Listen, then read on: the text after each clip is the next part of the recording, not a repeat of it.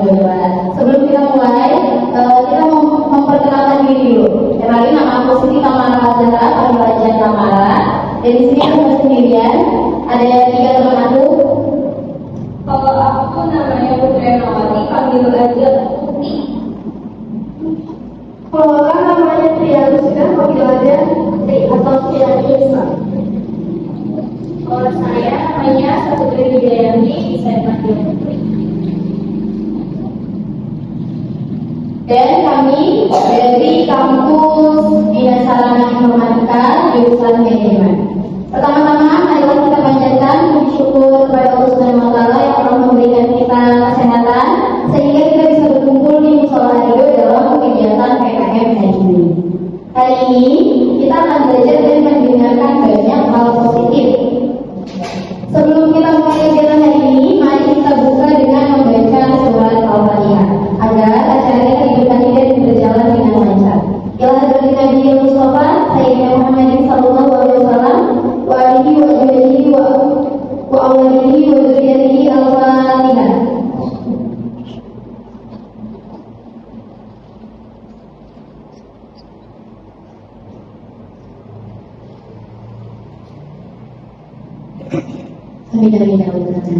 Untuk memulai kegiatan hari ini, mari kita dengarkan sambutan dari Panitia sebagai Ketua Kelompok.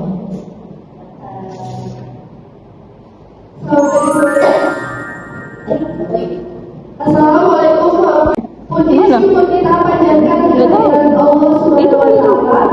Karena atas rahmat dan karunia-Nya, kita dalam kegiatan ini dengan tema pajak dalam nilai-nilai syariah.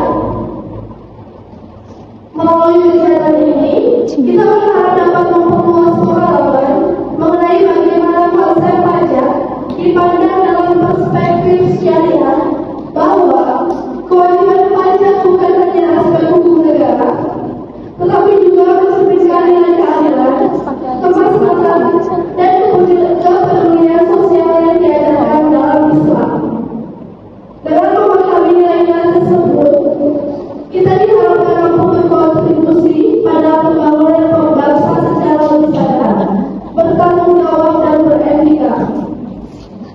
Saya mengucapkan terima kasih kepada seluruh panitia dan peserta yang telah berperan aktif dalam menyukseskan kegiatan ini. Semoga acara ini bermanfaat dan membawa kebaikan bagi kita semua. Sekian dari saya. Wassalamualaikum warahmatullahi wabarakatuh. Waalaikumsalam.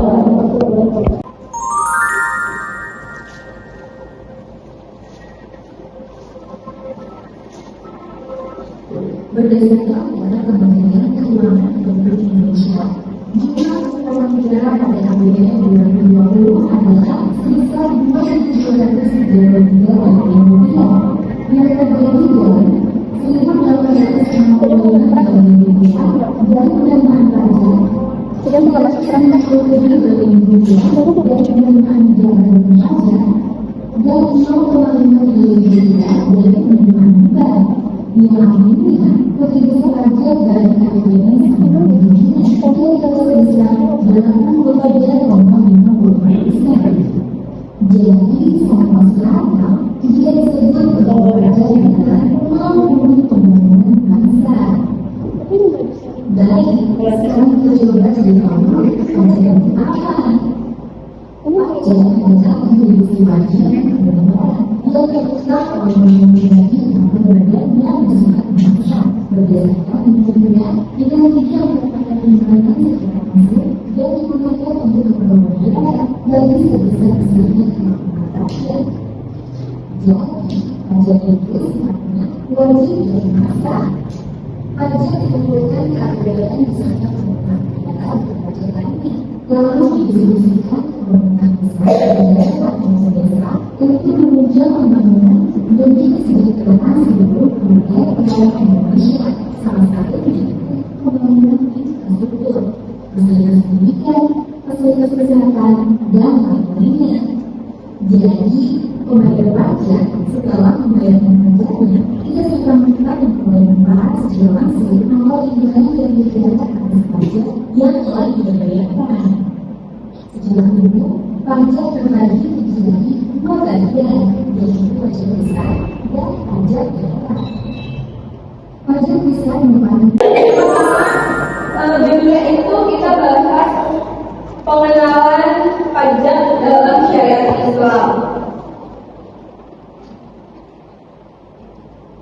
Apa sih pajak? Pajak itu uang yang kita bayar ke pemerintah untuk membantu membiayai kebutuhan bersama. Jadi setiap orang yang bergerak bekerja, setiap orang atau punya usaha biasanya itu bayar pajak. Uang pajak itu nanti dipakai untuk hal-hal yang dipakai ke semua orang. Oke, karena negara itu butuh uang rakyat, jadi kita itu membangun jalan, jembatan, sekolah, rumah sakit. Yang kedua, menggaji guru, dokter, polisi, pemadam kebakaran, dan yang ketiga, memberi bantuan kepada masyarakat. Yang terakhir, menjaga keamanan dan kebersihan tanpa pajak. Semua itu bisa jalan ya. Jadi harus jalan antara pajak dan gaji untuk yang kita sebenarnya.